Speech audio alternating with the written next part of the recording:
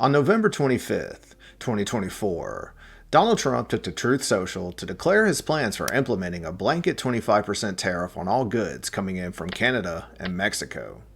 He also announced that he'd be putting an additional 10% tariff on all goods from China. Trump claimed he'd do this the very first day of his presidency, but now that the inauguration is over, he's pushed it back to February 1st. Aside from pissing off our top trading partners, this also upset economists who understand how tariffs actually work. In case you're not one of those people, let's break it down piece by piece.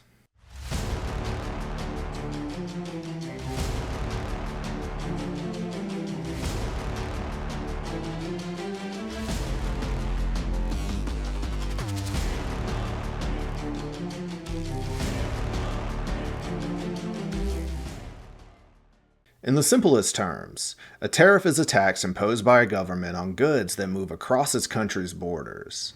They can be divided into two types: import and export. Import tariffs are for goods coming into a country, and export tariffs are for goods leaving it. In the United States, export tariffs are actually illegal thanks to the US Constitution, Article 1, Section 9, Clause 5 to be exact. So for this video, we'll be focusing in on the import side of it all.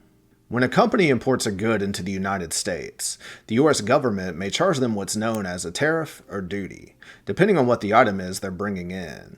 Different items have different tariff rates, which is determined by the harmonized tariff schedule of the United States. This additional expense makes the item more costly for the company, so in turn, they make the product more expensive when they sell it to the customer. This means that you, the buyer, ultimately pay the tariff, not the country who made the product, as Donald Trump constantly claims.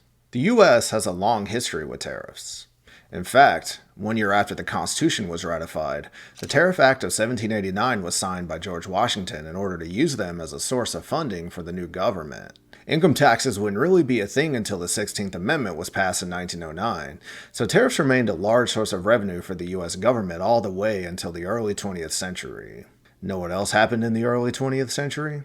On October 29, 1929, investors on Wall Street panic sold over 16 million shares of the New York Stock Exchange en masse in response to years of excessive speculation, triggering a collapse that started what we now know as the Great Depression.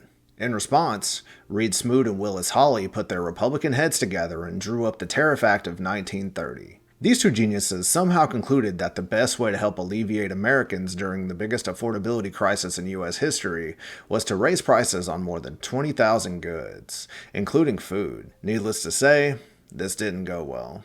Despite over 1,000 economists telling him not to pull the trigger, Herbert Hoover signed the act into law anyway, objectively making the Great Depression even worse. Global trade decreased as a result because other countries retaliated with tariffs of their own, damaging our relationships with them and leading to a massive decline in American exports. Fast forward almost 100 years later, and America is about to make the same mistake again. Just like with Smoot-Hawley, a majority of economists agree that Trump's tariff threat is a terrible idea that will hurt American consumers more than anyone else. What all of these tariffs affect? Well, for starters, Mexico and Canada provide half of the US's produce and a lot of our automobiles. These vehicles include the Audi Q5, BMW 2 Series, BMW 3 Series, Chevrolet Blazer, Chevrolet Blazer EV, Chevrolet Equinox, Chevrolet Equinox EV,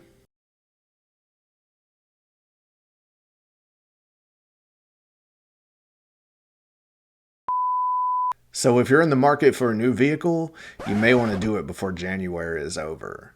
But wait, there's more. Not only will vehicles get more expensive, you can expect to pay more at the pump as well, because Canada and Mexico make up 71% of our crude oil imports. If you're thinking of drowning your sorrows from all these additional expenses, then I've got more bad news for you, because we import billions of dollars worth of beer and distilled spirits from Mexico and Canada, so there's a good chance your favorite drink is one of them. In closing, I'll leave you with the grandiose words of Donald Trump himself. The word tariff is the most beautiful word in the dictionary. More beautiful than love, more beautiful than respect. No, less beautiful than religion, though, right? I don't want to get into that argument.